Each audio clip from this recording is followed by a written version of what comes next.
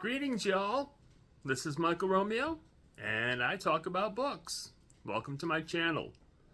Thank you for returning if you've been here before. Thank you for subscribing if you've subscribed. Thank you for liking videos if you've liked videos. And if it's your first time here, a great big welcome. Glad to have you here.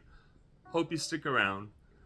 Hope you subscribe to the channel, and hope you are active in the comments, because that's what makes the channel great. And today, continuing my life in coffee mugs, it's a very simple one today. It's one that probably every bookish person might want, and that is the library mug. And it is just simply a library all around the mug. And today it is filled with Gevalia French roast. It's looking at you.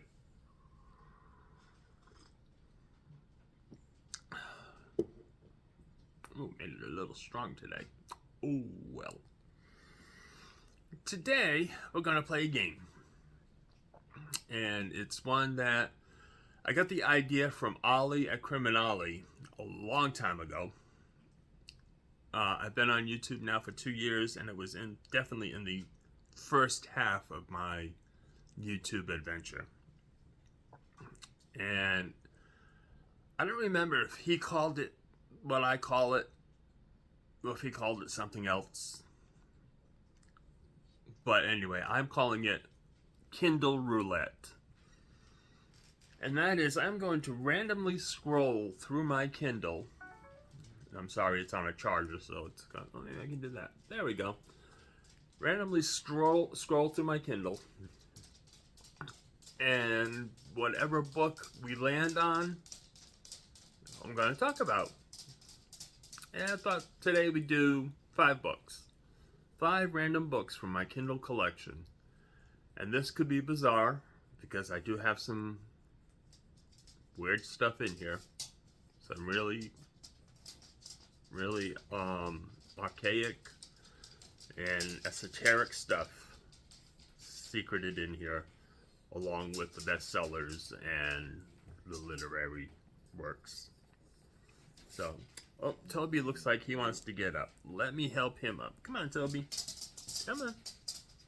Come on. Toby. Come on. You want to come up or not? Yeah, I thought you did. Oh. Boom, boom, boom, boom, boom. There you go. Oh, Toby, my neck rest. And referring to the pack, here's little Tetley. She's always by my side when I'm doing this. Aren't you? Yes. She's a good girl. She's a good girl and so patient with Daddy when he's doing this. Yeah. It's just you two. And then we got Toffee over here. She's right over there. TARDIS is across the room. And Trappist is doing something over there in the hallway. I don't know what. Probably don't want to know. Kids. Okay, whoops. Okay, so. I just hit refresh and it's taking forever. Anyway, so we're doing this. I'm going to randomly scroll and talk about whatever books pop up. And I'm going to stop by. I'm not even going to look. Going up, going down, going up. I'm going to go with this book. And that was an interesting book. That was, let me get it open here. Is it going to open? Oh, it wants to download and everything for us. Anyway, the book is right there. To Serve With Love. How many of you out there saw the movie? How many times have you seen the movie? Because I don't know anybody who has watched that movie only one time. To Serve With Love, the story of an African American. No, not African American. I guess no. I guess can't call him African American because he's British and he's from Jamaica. So whatever that makes him, Jamaican British. Teacher who takes on a class in one of the basically ghettos of London after the World War II bombings. And the movie is set in the 60s. The book is set in the 40s, right after World War II.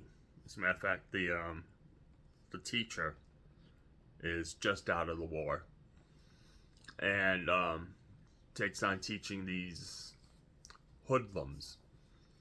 And I don't know what my Kindle's doing.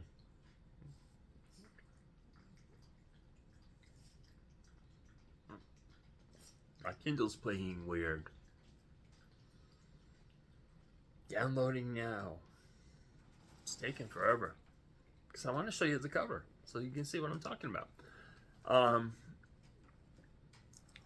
And it's how the class that he takes over is unruly and troublesome. And it's how he teaches them self-respect, teaches them strength in their identity, and helps them feel worthwhile. And the movie is outstanding. Like I said, I don't know anybody who has seen the movie only one time. It's one that you watch over and over again. It's a wonderful, wonderful movie starring Sidney Poitier. The book, on the other hand, was a disappointment. The book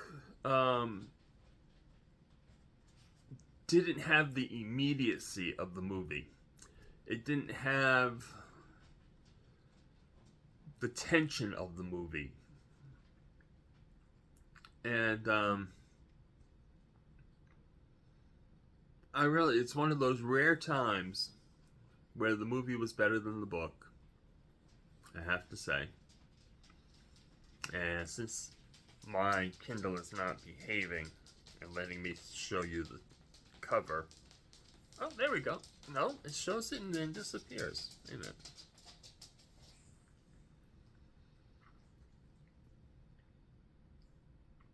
Oh, there we go. To Serve with Love by E.R. Braithwaite. And it says it's the inspiration for the classic film, loosely. But yeah, so that one was a little bit of a disappointment. Now let me out of this one. There we go. Okay, so back to Open Kindle. That's one.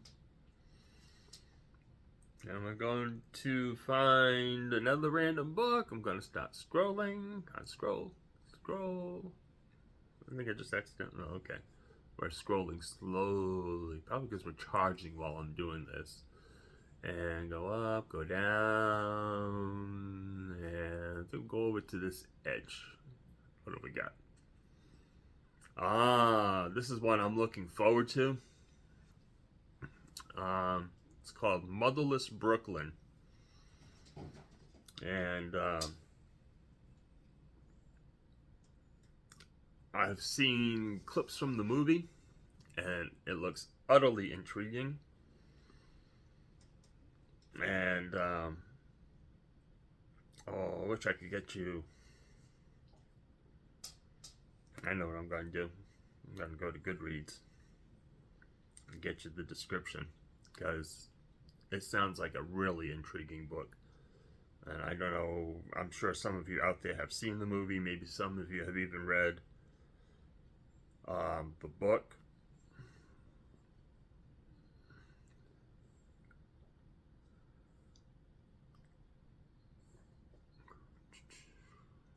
My Kindle is dragging today. Of course, because I wanted to do this, right? That's how it works. It's fate. Fate has a weird sense of humor. So does karma. My dogma got run over by my karma. Just saying. Motherless Brooklyn. Lionel S. Rogg is Brooklyn's very own self-appointed human freak show, an orphan whose Tourettic impulses drive him to bark, count, and rip apart our language in the most startling and original ways. Together with 3 veterans of the St. Vincent's Home for Boys, he works for small-time mobster Frank Mina's limo service come detective agency. Life without Frank Mina, the charismatic king of Brooklyn, would be unimaginable, so who cares if the tasks he sets them are, well, not exactly legal. But when Frank is fatally stabbed, one of Lionel's colleagues lands in jail, and the other 2 vie for his position, and the victim's widow skips town. Lionel's world is suddenly topsy-turvy, and this outcast who has trouble even conversing attempts to untangle the threads of the case while trying to keep the words straight in his head. Motherless Brooklyn is a brilliantly original homage to the classic detective novel by one of the most acclaimed writers of his generation, and the writer is Jonathan Letham, who I've never heard of before, besides this book. But if he's one of the most acclaimed writers of his generation, what else has he written? Let's see. See if he's written anything else we've heard of. So Goodreads is thinking about it. And anyway, this is probably going to be one of my Read What You Own books. Read What You Own challenge that we're doing. That some of us are doing, that a lot of us are doing. A lot of us are doing it. And it'll probably make it to my reading list one of these months. Jonathan Letham also wrote A Fortress of Solitude, Gun with Occasional Music, Chronic City, As She Climbed Across the Table, Dissident Gardens. I haven't heard of any of those, but I'm sure some of you have, and I would love it if you would comment about them and about Jonathan Letham, and let me know if my expectations are going to be rewarded. Okay, so now we go back to Kindle. That was 2. Go back to Kindle. We go 1, 2, 3. Come on. Scroll. There. Okay. Now we're scrolling with gas. That was a twist on words. A mixed metaphor. And we're going to go way down. Way down the bottom. I think we're at the bottom. So let's go to the last book on the screen, which would... No, oh, I can scroll some more. It's going to scroll some more. But yeah, let's go to the oldest book. The oldest book on my Kindle, because these are loaded by order of download. And the oldest book is The Beautiful and the Damned by F. Scott Fitzgerald. And I think I have more than one copy of this, because I have one that has a picture on it. But anyway, Beautiful and the Damned by F. Scott Fitzgerald. I've tried it a couple of times. I have. I will get through it.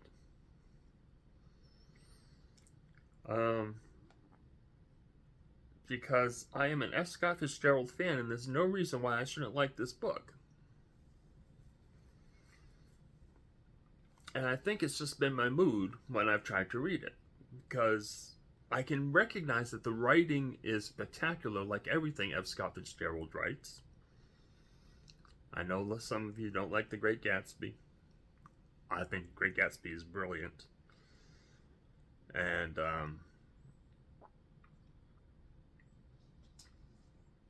but it's just that there's just something about it has not hooked me yet. But I know it's going to, just because I know F. Scott Fitzgerald's writing and me. We work well together. So, this is another one that's going to be read probably for the Read What You Own challenge. And I love my Wi-Fi. You know that? Because it helps me practice patience. How's that? Okay, Beautiful and Damned. First published in 1922, follows Fitzgerald's First published in 1922, The Beautiful and Damned followed Fitzgerald's impeccable debut, This Side of Paradise, which is another great book, thus securing his place in the tradition of great American novelists. Embellished with the author's lyrical prose, here is the story of Harvard-educated, aspiring aesthete Anthony Patch and his beautiful wife Gloria. As they await the inheritance of his grandfather's fortune, their reckless marriage sways under the influence of alcohol and avarice. A devastating look at the nouveau riche and the New York nightlife, as well as the ruinous effects of wild ambition. The Beautiful and Damned achieved stature as one of Fitzgerald's most accomplished novels. Its distinction as a classic endures to this day.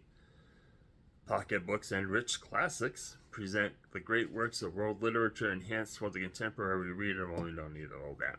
Okay, so there it is. It's about a disastrous marriage while this couple lives recklessly while waiting for an inheritance that is not coming as fast as they expected. Fitzgerald is just brilliant. He is really just brilliant. And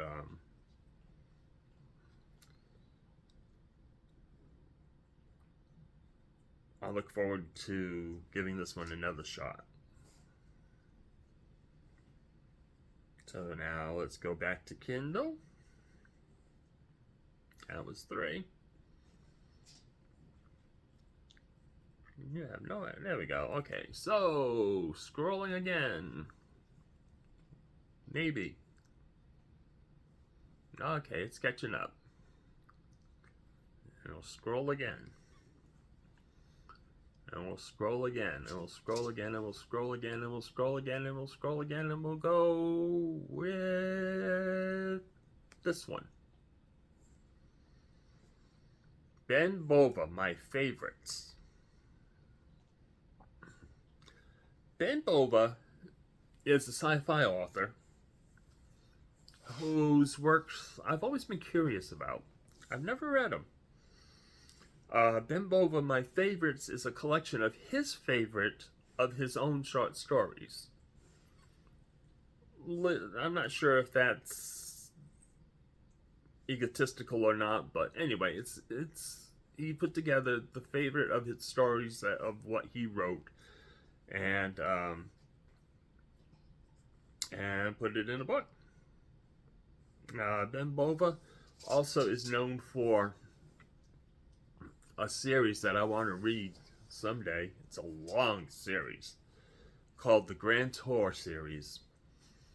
And it's a series that touches on expeditions on every planet that we know, going to different galaxies and just exploration. And it's his assumptions of what could be done at these places, and whether or not society can survive on them, and etc., etc. And it is supposed to be speculative fiction at its best. Again, if you've read Ben Bova, let me know if my expectations are worthwhile. I know my brother-in-law, who used to live with us before he passed away, was a big fan of Ben Bova, and as a result of him passing, I have acquired some of Ben Bova's books in the series. And that's that one. That's 4. We're going to do another one. We're scrolling. Let's go this way. Let's go back this way. What do you say now? Oh, Dashiell Hammett, Red Harvest, of course. Dashiell Hammett, Red Harvest is one of my favorite books of all time, guys. It is. Oh, look at my hair. Good grief. It is early, hard-boiled detective fiction at its best. The Pinkerton agent is hired to go investigate the goings-on in a town that is nicknamed Poisonville. And let's see what Goodreads has to say about it. Come on. I've read this book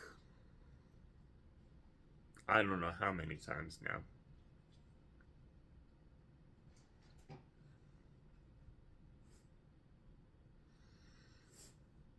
And it gets better with every read. Now, there are some people who would read it and go, oh, this is so campy, this is so tropey. But what you got to realize is when it was written, it wasn't campy, it wasn't tropey. It was new. This was fresh. And yes, it's gone on to become almost mimicked over the years.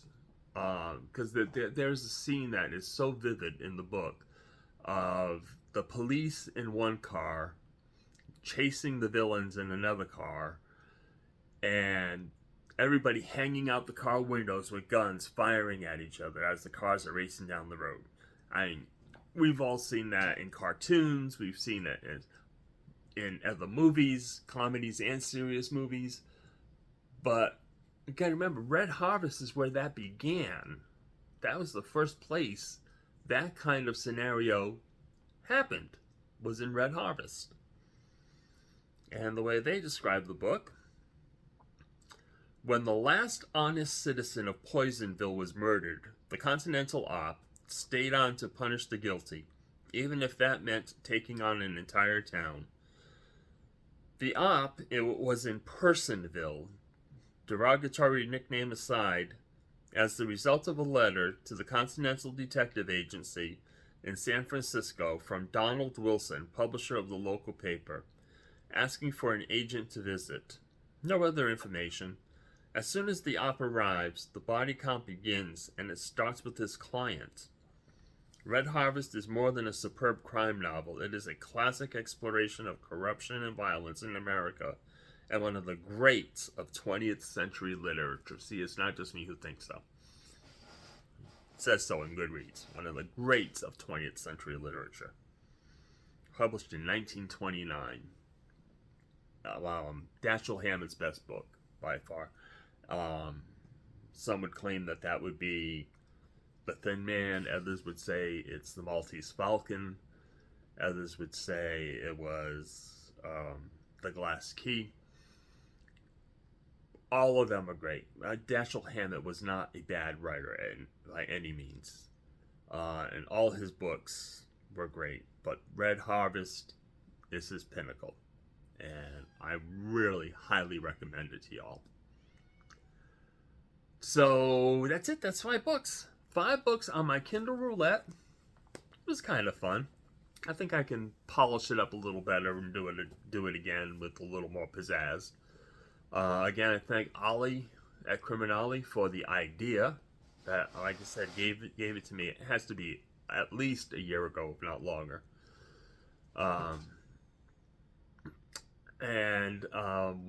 What can I say? Keep reading. It's a great thing to do.